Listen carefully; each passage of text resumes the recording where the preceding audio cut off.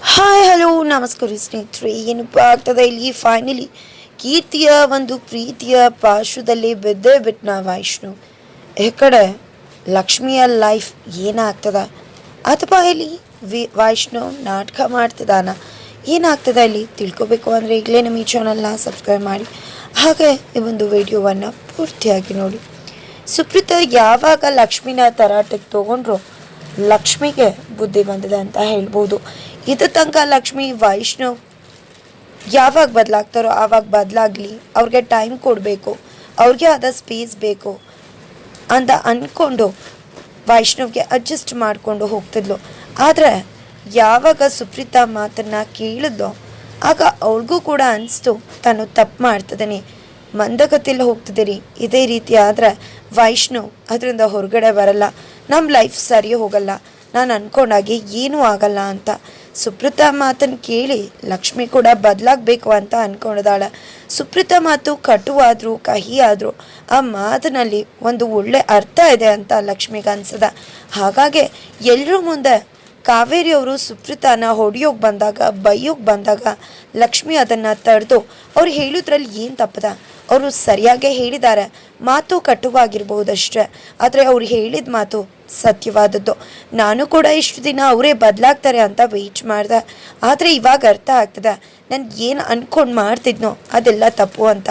ಸುಪ್ರೀತಾ ಚಿಕ್ಕಮ್ಮ ಒಂದು ಮಾತು ಹೇಳಿದ್ರು, ನಿಮ್ಮ ಭಾಗ್ಯಕ್ಕಂಗೆ ನೀನು ತುಂಬ ಚೆನ್ನಾಗಿದ್ದೀನಿ ಅಂತ ಅಂದ್ಕೊಂಡಿದ್ದಾರೆ, ಮೊದಲು ಇಲ್ಲಿಂದ ಹೊರಡು, ಆಗ ಎಲ್ರಿಗೂ ಕೂಡ ನಿನ್ಗೇನಾಗಿದೆ ನಿನ್ನ ಜೀವನ ಅಂತ ಗೊತ್ತಾಗುತ್ತೆ ಅಂತ. ಖಂಡಿತ ಭಾಗ್ಯಕ್ಕ ನೆನಪು ಮಾಡಿದ್ದು ಅವರು ಒಳ್ಳೆಯದೇ ಆಯಿತು. ನನ್ನ ಭಾಗ್ಯಕ್ಕ ನಾನು ತುಂಬ ಚೆನ್ನಾಗಿದ್ದೀನಿ ಅಂತ ಇಲ್ಲ ಅಂದ್ಕೊಂಡಿದ್ದಾಳೆ, ಆದರೆ ನನ್ನ ಅಕ್ಕಮ್ಮಂಗೆ ಏನಾದರೂ ಈ ರೀತಿ ಆಗಿದೆ ಅಂತ ಗೊತ್ತಾದರೆ ಖಂಡಿತ ಅದನ್ನು ಸಹಿಸೋ ಶಕ್ತಿ ಅವಳಿಗೆಲ್ಲ. ಆ ರೀತಿ ಅವಳು ನೊಂದ್ಕೊಳ್ಳೋದು ಕೂಡ ನನಗೆ ಬೇಕಾಗಿಲ್ಲ, ಆ ರೀತಿ ನೋವನ್ನ ಕೂಡ ನಾನು ಕೊಡೋದಿಲ್ಲ. ಯಾವುದೂ ಕೂಡ ಆಗಬಾರ್ದು ಅಂದರೆ ನಾನು ಎಚ್ಚೆತ್ಕೋಬೇಕು, ನನ್ನ ಅಧಿಕಾರನ ಕೇಳಿ ಪಡ್ಕೋಬೇಕು. ಜಸ್ಟ್ ನನ್ನ ಜವಾಬ್ದಾರಿ ಅಷ್ಟೇ ಅಲ್ಲ, ನನ್ನ ಹಕ್ಕು ಅಧಿಕಾರ ಎಲ್ಲ ಕೂಡ ಇದೆ, ಹಕ್ಕನ್ನು ಪಡ್ಕೊಂಡು ಅಧಿಕಾರನ ಚಲಾಯಿಸಬೇಕು ಅಂತ ಹೇಳ್ತಿದ್ದಾಳೆ ಲಕ್ಷ್ಮಿ. ಎಲ್ಲ ಮಾತುಗಳು ಕಾವೇರಿಯವ್ರಿಗೆ ಆತಂಕ ತಡ್ತಿದೆ, ದುಗುಡನ ಉಂಟು ಮಾಡ್ತಿದೆ. ಏನಪ್ಪ ಇದು ಲಕ್ಷ್ಮಿ ಈ ರೀತಿ ಬದಲಾಗ್ಬಿಟ್ರೆ ಏನು ಮಾಡೋದು, ನಮ್ಮ ಕೆಲಸ ಎಲ್ಲ ಉಲ್ಟಂ ಪಲ್ಟ ಆಗಿಬಿಡುತ್ತೆ ಅಂತ. ಸೂಪರ್ ಜೋಡಿ ಕಾಂಪಿಟೇಷನ್ಗೆ ಹೋಗಬೇಕು, ಹೋಗೋದ್ರಿಂದ ವೈಷ್ಣವ್ಗೆ ನಾನು ಇವಳಿಗೆ ಸರಿಯಾದ ಜೋಡಿ ಅಲ್ಲ, ನಮ್ಮಿಬ್ಬರ ನಡುವೆ ಅಂಡರ್ಸ್ಟ್ಯಾಂಡಿಂಗ್ ಇಲ್ಲ, ಇವ್ರ ಬಗ್ಗೆ ನನಗೇನೂ ಗೊತ್ತಿಲ್ಲ ಅನ್ನೋ ಭಾವ ಉಂಟಾಗುತ್ತೆ. ಹಾಗಾಗಿ ಲಕ್ಷ್ಮಿನ ಅವನು ದೂರ ಮಾಡೋ ಪ್ರಯತ್ನ ಮಾಡ್ತಾನೆ. ಆಗ ವೈಷ್ಣವ್ ನಮ್ಮಂತೆ ಆಗ್ತಾನೆ. ಆದರೆ ಇವಳು ಈ ರೀತಿ ಹಠ ಮಾಡಿಕೊಂಡು ವೈಷ್ಣವ್ನ ಪಡ್ಕೋತೀನಿ ಅಂತ ಸವಾಲಾಗ್ತಿದ್ದಾಳೆ ಅಂದರೆ ಇವಳು ಅಂದ್ಕೊಂಡಿರೋದನ್ನು ಸಾಧಿಸೋ ಹುಡುಗಿ. ಹಾಗಿದ್ರೆ ನಾವು ಏನು ಮಾಡೋದು ಅಂತ ಯೋಚನೆ ಮಾಡ್ತಿದ್ರೆ ಈ ಕಡೆ ಕೀರ್ತಿಗೂ ಕೂಡ ಆ ವಿಷಯನ ಹೇಳೋಕೆ ಮುಂದಾಗ್ತಿದ್ದಾರೆ ಕಾವೇರಿಯವರು. ಕೀರ್ತಿಗಂತೂ ಫುಲ್ ಶಾಕ್ ಆಗುತ್ತೆ. ಏನಿದು, ಆರಾಮಾಗೇ ಇದ್ಲಲ್ವಾ ಆ ಲಕ್ಷ್ಮಿ, ಇದ್ದಕ್ಕಿದ್ದಂತೆ ಹೇಗಿದ್ದನ್ನಲ್ಲ, ನನ್ಗೆ ಯಾವುದನ್ನು ಕೂಡ ಊಹಿಸೋಕೆ ಸಾಧ್ಯನೇ ಆಗ್ತಿಲ್ವಲ್ಲ ಅಂತಿದ್ರೆ ಹೌದು, ಅವಳು ಮೆತ್ತಗೆ ಇದ್ಲು, ಆದರೆ ಸುಪ್ರೀತಾಯಿಂದ ಇಷ್ಟೆಲ್ಲ ಆಗಿದ್ದು. ಆ ಸುಪ್ರೀತಾನೇ ಇವಳಿಗೆ ಎಚ್ಚೆತ್ತು ಕೊಟ್ಟಿದ್ದು, ಅಧಿಕಾರ ಹಕ್ಕು ಅಂತ ಹೇಳಿ ಅವಳು ತಲೆ ಕೆಡಿಸಿದ್ದು. ಈಗ ಅಧಿಕಾರದಿಂದನಾದರೂ ಪರವಾಗಿಲ್ಲ, ವೈಷ್ಣವನ ಪಡ್ಕೋತೀನಿ, ಯಾವುದೇ ಕಾರಣಕ್ಕೂ ಸುಮ್ಮನಿರಲ್ಲ ಅಂತ ಸವಾಲು ಹಾಕಿದಾಳೆ. ಇದರಿಂದಾಗಿ ನನಗೆ ಭಯ ಆಗ್ತಿದೆ, ಅವಳು ಅಂದ್ಕೊಂಡಾಗ ಆಗ್ಬಿಟ್ರೆ ಖಂಡಿತ ನಮ್ಮ ಪುಟ್ಟ ನಮ್ಮಿಂದ ಕಳೆದೋಗ್ಬಿಡ್ತಾನೆ. ಪುಟ್ಟನೇ ಹೇಗಾದರೂ ನಾವು ಮಾಡಿ ನಮ್ಮ ಇದಕ್ಕೆ ಕರ್ಕೋಬಹುದು, ಆದರೆ ಲಕ್ಷ್ಮೀನಾರು ನಿರ್ಧಾರ ಮಾಡಿ ವೈಷ್ಣವನ ಬೀಗೆ ಬೇಕು ಅಂದರೆ ಖಂಡಿತ ನಾವು ಅದನ್ನು ತಡೆಯೋಕ್ಕಾಗೋದಿಲ್ಲ. ಇದೆಲ್ಲ ನಿನ್ನಿಂದಾನೇ ಆಗಿದ್ದು ಅಂತ ಹೇಳ್ತಿದ್ರೆ, ಏನು ಆಂಟಿ ನನ್ನಿಂದ ಅಂತ ಹೇಳ್ತಿದ್ರ, ನೀವೇ ತಾನೇ ಲಕ್ಷ್ಮೀನ ತಂದು ಮದುವೆ ಮಾಡಿದ್ದು, ಇದೆಲ್ಲ ಆಗ್ತಿರೋದೇ ನಿಮ್ಮಿಂದ ಅಂತ ಇಬ್ಬರು ಕೂಡ ಜಗಳ ಮಾಡ್ಕೋತಿದ್ದಾರೆ. ಏನು ಮಾತಾಡ್ತಿದ್ಯಾ ಕೀರ್ತಿ, ನೀನೇ ತಾನೇ ಅವತ್ತು ಮಲ್ಗೆ ದಿನ ಕೊಡೋಕೆ ಬಂದು, ಹಾಗೆ ವೈಷ್ಣವನೂ ಕೊಟ್ಬಿಡ್ತಾಳೆ, ಅವಳೇ ಸರಿಯಾದ ಜೋಡಿ, ಅವಳೇ ಮದುವೆ ಮಾಡಿಸಿ ಆಮೇಲೆ ನನ್ನ ವೈಷ್ಣವ್ ನಂಗೆ ಸಿಗ್ತಾನೆ ಅಂತ ಹೇಳಿದ್ದು, ನಿನ್ನಿಂದಾನೇ ಇಷ್ಟೆಲ್ಲ ಆಗಿರೋದು ಅಂತ ಹೇಳ್ತಿದ್ದಾರೆ ಕಾವೇರಿಯವರು. ಆಗ ಈ ಕಡೆ ಕೀರ್ತಿಗೆ ನೆನಪಾಗುತ್ತೆ, ಅಂದು ಅವಳು ಎಂಗೇಜ್ಮೆಂಟ್ ಬೇಡ ಅಂದಿರೋ ದಿನ ಬೆಳಗ್ಗೆ ಮಲ್ಲಿಗೆ ದಿನ ಬೇಕು ಅಂತ ಹೇಳಿದಾಗ ಲಕ್ಷ್ಮಿ ಅದನ್ನು ತೊಗೊಂಡಿರ್ತಾಳೆ. ಒಮ್ಮೆಲೆ ಇವಳು ಹಠ ಮಾಡ್ತಿರೋದನ್ನ ನೋಡಿ ಅದನ್ನು ಕೊಡ್ತಾಳೆ. ಆಗ ಅವಳಿಗೆ ಅನಿಸೋದು ಲಕ್ಷ್ಮಿನೇ ಸರಿಯಾದ ಪೇ, ಕೇಳಿದ ತಕ್ಷಣ ನಾವು ಇಷ್ಟ ಅಂದ ತಕ್ಷಣ ಬಿಟ್ಕೊಟ್ಟು ಹೋಗ್ಬಿಟ್ಲು ಅಂತ. ಹಾಗಾಗೇನೆ ಆ ಮಾತನ್ನ ಕಾವೇರಿಯವ್ರಿಗೆ ಹೇಳಿರ್ತಾರೆ. ಈ ಕಡೆ ಕಾವೇರಿಯವರು ಅವತ್ತಿನೂ ಮಲ್ಗೆ ದಿಂಡನ್ ಬಿಟ್ಕೊಟ್ಲು, ಆದರೆ ಗಂಡನ್ ಬಿಟ್ಕೊಡ್ತೀನಿ ಅಂತ ಹೇಳಿದ್ಲ. ಗಂಡ ಅನ್ನೋ ವಿಷಯ ಬಂದರೆ ಯಾವುದೇ ಕಾರಣಕ್ಕೂ ಬಿಟ್ಕೊಡೋ ಮಾತೇ ಇಲ್ಲ. ಅವಳು ಗಂಡ ನನಗೆ ಸೇರಬೇಕು ಅಂತ ಹಠ ಮಾಡಿ ಕೂತ್ಕೊಡೋ ಹೆಣ್ಮಗ್ಳು ಅವಳು. ನೀನು ಅಂದ್ಕೊಂಡಿರೋ ಲೆಕ್ಕಾಚಾರ ಎಲ್ಲ ತಪ್ಪಿದೆ ಅಂತ ಹೇಳ್ತಿದ್ದಾರೆ ಕಾವೇರಿಯವರು. ಈ ಕಡೆ ಏನು ಮಾಡೋದು ಅಂತ ಅನ್ಕೋತಿದ್ರೆ ಸೂಪರ್ ಜೋಡಿ ಕಾಂಪಿಟೇಷನ್ಗೆ ಅವಳು ಒಪ್ಸಿ ಕರ್ಕೊಂಡು ಹೋಗಬೇಕು. ಕರ್ಕೊಂಡು ಹೋದ ಮೇಲೆ ಅಲ್ಲಿ ವೈಷ್ಣವ್ಗೆ ಅರ್ಥ ಆಗಬೇಕು. ಆ ನಂತರ ಎಲ್ಲವೂ ಕೂಡ ನಮ್ಮಂತೆ ಆಗುತ್ತೆ. ಆದರೆ ಯಾವುದೇ ಕಾರಣಕ್ಕೂ ಲಕ್ಷ್ಮಿ ವೈಷ್ಣವ್ ಬೇಕೇ ಬೇಕು ಅಂತ ಹಟ್ಟಕ್ಕೆ ಬಿದ್ದರೆ ನಾವು ಏನೂ ಕೂಡ ಮಾಡೋಕ್ಕಾಗೋದಿಲ್ಲ ಅಂತ ಹೇಳ್ತಾರೆ. ಇದರಿಂದ ಕೀರ್ತಿ ಕೂಡ ಅಪ್ಸೆಟ್ ಆಗಿದ್ದಾಳೆ. ನಂತರ ಆ ಕಡೆ ವೈಷ್ಣವ್ನ ಭೇಟಿ ಮಾಡೋದಕ್ಕೆ ಕಾರುಣ್ಯ ಅಂದರೆ ಕೀರ್ತಿ ಅಮ್ಮ ಹೋಗಿದ್ದಾರೆ. ಈ ಕಡೆ ಏನು ಆಂಟಿ ನನ್ನ ಭೇಟಿ ಮಾಡೋಕೆ ಬಂದಿರೋದು ಅಂತ ಕೇಳ್ತಿದ್ರೆ ಇಂಪಾರ್ಟೆಂಟ್ ವಿಷಯ ಇದೆ ವೈಷ್ಣವ್, ನಿನ್ನ ಹಿಂದೆ ಸಂಚು ನಡೀತದೆ, ನಿನ್ನ ಸುತ್ತಮುತ್ತ ಇರೋರೆ ನಿನ್ನ ಸುತ್ತ ಸಂಚು ಮಾಡ್ತಿದ್ದಾರೆ ಅಂತ ಹೇಳ್ತಾರೆ. ಯಾರು ಏನು ಅಂದಾಗ ಅದು ಬೇರೆ ಯಾರೂ ಅಲ್ಲ ಕಾವೇರಿ ಅಂತ ಹೇಳೋಕೆ ಹೋಗ್ತಾರೆ. ಕಾವೇರಿ ಅಂತ ಹೇಳಿದ್ರೆ ಖಂಡಿತ ನಮ್ಮ ಮಾತನ್ನು ಕೇಳೋದಿಲ್ಲ. ತಕ್ಷಣ ಇಲ್ಲಿಂದಾನೇ ಕೋಪ ಮಾಡಿಕೊಂಡು ಹೋಗ್ಬಿಡ್ತಾನೆ. ಅದಕ್ಕೆ ಅವನೇ ತಿಳ್ಕೊಳ್ಳೋ ರೀತಿ ಆಗಬೇಕು.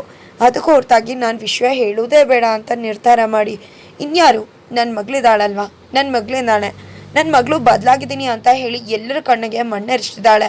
ಆದರೆ ಅವಳು ಬದಲಾಗಿಲ್ಲ, ಮತ್ತೇನೋ ಮನಸ್ಸಲ್ಲಿ ಸ್ಕೆಚ್ ಹಾಕಿದ್ದಾಳೆ. ಅದಕ್ಕೋಸ್ಕರನೇ ಇಷ್ಟೆಲ್ಲ ಒಳ್ಳೆಯವಳಾಗಿದ್ದೀನಿ, ಮೂವ್ ಆನ್ ಆಗಿದ್ದೀನಿ ಅಂತ ಡ್ರಾಮಾ ಮಾಡ್ತಿದ್ದಾಳೆ ಅಂತಾರೆ. ನನಗೂ ಕೂಡ ಅದೇ ಅನುಮಾನ ಇತ್ತು ಅಂತ ವೈಷ್ಣವ್ ಹೇಳ್ತಿದ್ರೆ, ನೋಡು ಈ ಡೈರಿ ಕೊನೆ ಪೇಜ್ ಏನಂತ ಬರೆದಿದ್ದಾಳೆ ಅಂತಾಗ ಆ ಪೇಜಲ್ಲಿ Vaishnav I love you, I miss you, I am not live without you ಅಂತ ಬರೆದಿರುತ್ತೆ. ಅದು ನೋಡಿದ್ದೆ ವೈಷ್ಣವ್ಗೆ ಶಾಕ್ ಆಗುತ್ತೆ.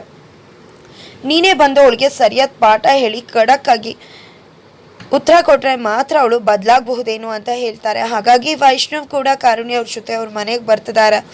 ನಂತರ ಆ ಕಡೆ ಕೀರ್ತಿ ತನ್ನ ಫ್ರಸ್ಟ್ರೇಟ್ನ ಹೋಗೋದಕ್ಕೋಸ್ಕರ ಹೋಗ್ಲಾಡ್ಸೋದಕ್ಕೋಸ್ಕರ ಡ್ಯಾನ್ಸ್ ಮಾಡ್ತಿದ್ದಾಳೆ.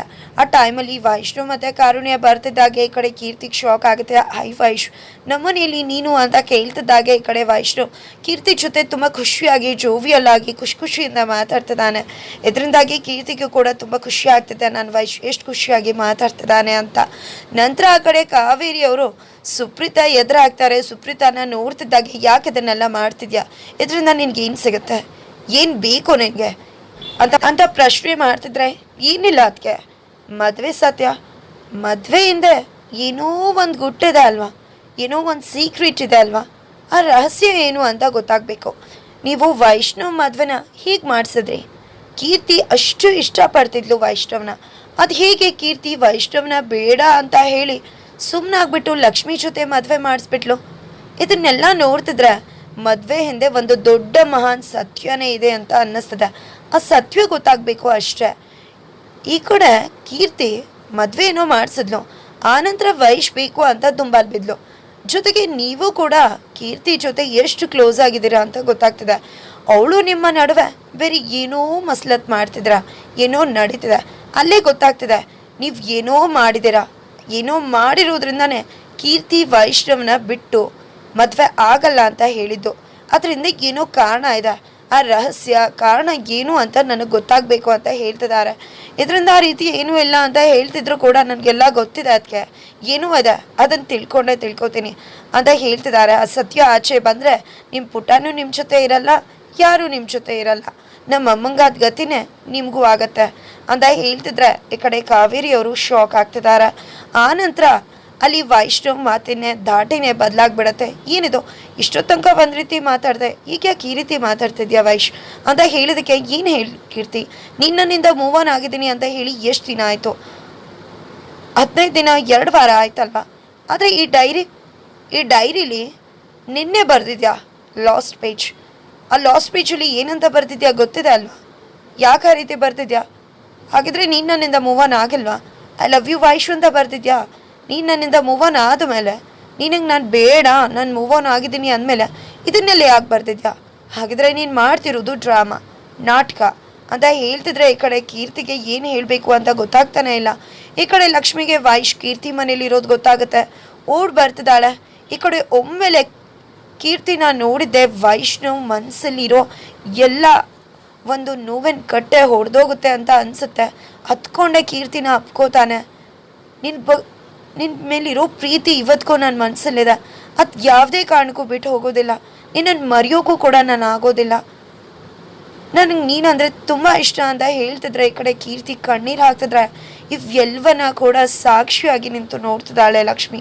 ಹಾಗಿದ್ರೆ ಇದು ಎಲ್ಲವೂ ಕೂಡ ನಿಜಾನ, ಅಥವಾ ಕೀರ್ತಿಗೆ ಅರ್ಥ ಮಾಡಿಸೋದಕ್ಕೆ ಅವ್ರದೇ ಟ್ರ್ಯಾಕಲ್ಲಿ ಹೋಗಿ ವೈಷ್ಣವ್ ಡ್ರಾಮಾ ಮಾಡ್ತಿದ್ದಾನ, ಆಗ್ತಿರುವುದೇನು, ಇದನ್ನೆಲ್ಲವನ್ನ ಕೂಡ ತಿಳ್ಕೊಬೇಕು ಅಂದರೆ ಈಗಲೇ ನಿಮ್ಮ ಈ ಚಾನಲ್ನ ಸಬ್ಸ್ಕ್ರೈಬ್ ಮಾಡಿ ಮುಂದಿನ ವೀಡಿಯೋಗೋಸ್ಕರ ವೆಯ್ಟ್ ಮಾಡೋದನ್ನು ಮರಿಬೇಡಿ.